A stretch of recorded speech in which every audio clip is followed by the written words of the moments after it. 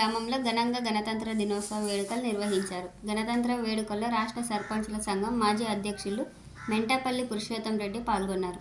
గ్రామ పంచాయతీ కార్యదర్శి శంకర్ రెడ్డి జాతీయ పతాకాన్ని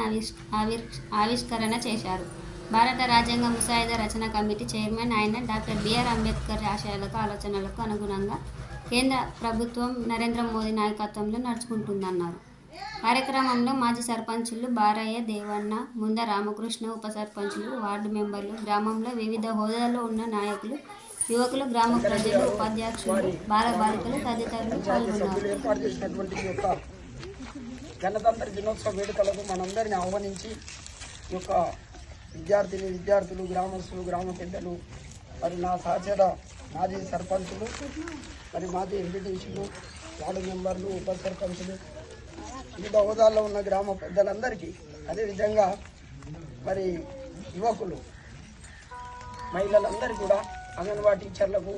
మరి ప్రధానోపాధ్యాయులు, టీచర్లకు, వారి పిల్లలకు అందరికీ కూడా ఈ శుభ సందర్భంగా మరొకసారి అందరికీ శుభాకాంక్షలు తెలియజేస్తూ మీ అందరికీ కూడా భారత రాజ్యాంగం ఆవిష్కరించబడి దాదాపు 75 సంవత్సరాలు స్వర్ణ జయంతి అంటాం.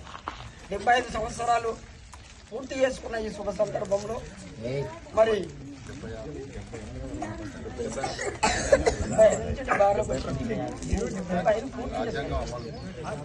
75 సంవత్సరాలు పూర్తి చేసుకున్నాయి. 75 సంవత్సరాలు పూర్తి అయింది. 76లకు ఎంటర్ అయింది ఉన్నది పూర్తి చేసుకుని 75 సంవత్సరాల స్వతంత్ర ఫలాలు అనుభవిస్తున్నటువంటి భారత జాతికి ఆనాడు మరి స్వాతంత్రం వచ్చిన పెద్దలు బారాయన్న అన్నట్లు శరీరం ఉంది కానీ దానికి వెన్నెముక కావాలి. అది వెన్నెముక ఉంటేనే ఆ యొక్క శరీరం నడవగలుగుతుంది, నిలవగలుగుతుంది, మరి పనిచేయగలుగుతుంది. కాబట్టి మన అఖండ భారత అవనికి ఒక వెన్నెముక లాంటిది, మనకు దిక్సూచి లాంటిది. అదేవిధంగా ఒక అఖండ భారతదేశం మున్ముందు ఎట్లా ఉండాలన్న దాని మీద మరి నాటి పెద్దలందరూ కలిసి 9 మందితో ఒక కమిటీ చేసి ఆ కమిటీకి అధ్యక్షునిగా, చైర్మన్గా డాక్టర్ బిఆర్ అంబేద్కర్ గారిని ఎంపిక చేసిన సందర్భం చాలా గొప్పది, సముచితమైంది, సమున్నతమైంది. ఎందుకంటే వారు ఎవరన్నా ఓ పదవి ఇస్తే ఈ పదవి ఎన్ని రోజులు ఉంటుంది, ఆ పదవి ఉండే వరకు ఓ విజిటింగ్ కార్డు కొట్టుకొని నా పేరు వచ్చి బుక్ మీద ఉంటే చాలని అనుకునే రోజుల్లో 75 సంవత్సరాల కింద భారతదేశం ఇంకో 100 సంవత్సరాలకి ఎట్లుండాలి, బడుగు బలహీన వర్గాలు, అనగారిన వర్గాలకు, మరి గ్రామీణ పేదరికానికి, గ్రామీణంలో ఇంటింటికి అని భారతదేశ ఆర్థిక ఫలాలు అందాలంటే భారత రాజ్యాంగం ఎట్లుండాలని సుదీర్ఘంగా చాలా సూక్ష్మంగా ఆలోచన చేసి ఆ యొక్క రాజ్యాంగ వ్యవస్థను మరి అనేక ఆర్టికల్స్, అనేక పేజీలతో ఉన్నటువంటి మరి మన భారత అఖండ రాజ్యాంగాన్ని కొన్ని దేశాలు పర్యటించి, కొన్ని దేశాల రాజ్యాంగాలను పరిశీలించి ఆ రాజ్యాంగాలు ఉన్నటువంటి సముచితమైనటువంటి, సమున్నతమైనటువంటి చట్టాలను స్వీకరించి అన్ని దేశాల యొక్క మంచి చట్టాలను స్వీకరించి మరి మన యొక్క భారత రాజ్యాంగాన్ని రూపకల్పన చేసినటువంటి డాక్టర్ బిఆర్ అంబేద్కర్ గారికి మన జీవిత కాలం, మనం బతికున్న రోజులు, ఈ భారతీయ వ్యవస్థ ఉన్న రోజులు కూడా రుణపడి ఉండాలని చెప్పి ఈ సందర్భంగా మరొకసారి తెలియజేస్తున్నాం. అదేవిధంగా మరి దానికన్నా ముందు జరిగిన స్వాతంత్ర ఉద్యమంలో మరి నాడు మహాత్మా గాంధీ గారు ఆ రోజు బారిస్టర్ చదువుకొని అక్కడ దక్షిణాఫ్రికాలో ఉన్న వ్యక్తి, మరి వారు నాకెందుకులే ఈ భారతదేశం ఏమైతే ఏముంది, ఏం పోతే ఏముంది అనుకోలే. ఆయన ఒక చదువుకున్న వ్యక్తి అయినప్పటికీ, బాగా ఉన్న వ్యక్తి అయినప్పటికీ ఒక భారతదేశాన్ని గురించి ఆలోచన చేసి నా భారతీయులు కష్టాలు ఉన్నప్పుడు నాకెందుకు ఈ సుఖాలని త్యజించి తన యొక్క వేషాధారను సైతం తెగించి ఒక ధోతి, ఒక పుట్టగోసి పెట్టుకొని ఒక మరి భారత స్వాతంత్ర్యం కొరకు నడుము గట్టి అనేక మందిని ముందరికి నడిపించి నాడు మరి సుభాష్ చంద్రబోస్ గారు అయితే ఏమింది ఒక మిలిటరీనే స్థాపించింది. అదేవిధంగా సర్దార్ వల్లభాయ్ పటేల్ గారు, ఝాన్సీ లక్ష్మి గారు, సీతారామరాజు గారు, అనేక మంది ఆ రోజు ప్రాణదానం చేసి పోరాడి బ్రిటిష్ వారికి వ్యతిరేకంగా ఈ స్వాతంత్ర ఫలాలు మా భావి భారత పౌరులందరికీ అందాలని చెప్పి వారు కష్టపడి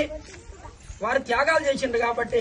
ఈ రోజు మనం ఇక్కడ ఉండి ఈ బట్టలు వేసుకొని జెండా ముందర నిలబడి గ్రామ పంచాయతీ ముందర నిలబడి ఈ యొక్క కార్యక్రమంలో పాల్గొంటున్న శుభ సందర్భంలో వారందరినీ కూడా మనం స్మరించుకోవాల్సిన అవసరం ఉందని చెప్పి మరొకసారి అందరికి విజ్ఞప్తి చేస్తూ, అదేవిధంగా మరి ఈరోజు అఖండ భారతావని అంటే ఆ రోజు బాబు రాజేంద్ర ప్రసాద్ మన అంబేద్కర్ గారు ఏం కోరిక ఉన్నారు, భారతావని అఖండంగా ఉండాలి, ఎక్కడా విడిపోకూడదు, భారతదేశం అఖండ భారతంగా నేను చూడాలి అని చెప్పి ఆయన కలలు కన్న భారతదేశాన్ని ఇవాళ నరేంద్ర మోదీ గారి నాయకత్వంలో మన కాశ్మీర్ లో ఉన్నటువంటి 370 ఆర్టికల్ను ఎత్తిపడేసి భారతదేశాన్ని అఖండ భారతావనిగా తీర్చిదిద్దిన నరేంద్ర మోదీ గారి నాయకత్వంలో ఇవాళ భారతదేశం సుభిక్షంగా మరి సుశాంతిగా, అదేవిధంగా ప్రపంచ దేశాల్లో మన కీర్తి ఘనకీర్తి ఇలా ప్రపంచ దేశాలన్నీ కూడా భారతదేశం వైపు, భారత రాజ్యాంగం వైపు, భారతీయుల వైపు చూస్తున్నటువంటి శుభ సందర్భంగా మరి నరేంద్ర మోదీ గారి నాయకత్వంలో ఈ భారతదేశం అఖండ భారతావనిగా ఇంకా ముందుకు పోయి మనమందరం కూడా స్వేచ్ఛాయుతంగా మరి రాజ్యాంగంలో సూచించిన విధంగా అందరికీ కూడా సమాన హక్కులను అందే విధంగా మరి పేదలకు ప్రభుత్వ ఫలాలు నిరుపేదలకు అందే విధంగా చర్యలు తీసుకోవాలని చెప్పి ఈ యొక్క పతాకావిష్కరణ సందర్భంగా అందరినీ విజ్ఞప్తి చేస్తూ, పదవులు ఉంటాయి పోతాయి, పదవి శాశ్వతం కాదు, అది గెలిస్తే 5 ఏళ్ళు ఉంటాం దిగిపోతాం మాజీలు అవుతాం. దానికి ఉదాహరణ ఇక్కడ నాతో పాటు ఉన్నటువంటి సర్పంచులు 4-5 మంది ఉన్నాం. కానీ మనం చేసిన పని ఎప్పటికి ఉండదని చెప్పడానికి ఇక్కడ ఉన్నటువంటి ఆ పెద్దలు మహాత్ముల యొక్క చిత్రపటాలే ఉదాహరణ. మరి దాదాపు 75 ఏళ్ల కింద జరిగినటువంటి ఈ స్వతంత్ర సంగ్రామాన్ని, ఈ భారత రాజ్యాంగాన్ని ఇంకా స్మరించుకుంటున్నామంటే వారి కొరకు బతకకుండా వారు జనం కొరకు, దేశం కొరకు త్యాగం చేసిండ్రు కాబట్టి ఇప్పటికీ వారిని స్మరించుకునే భాగ్యం మనకు కలిగింది. అదేవిధంగా అధికారులు శాశ్వతం కాదు కాబట్టి వాటిని ఎప్పుడు కూడా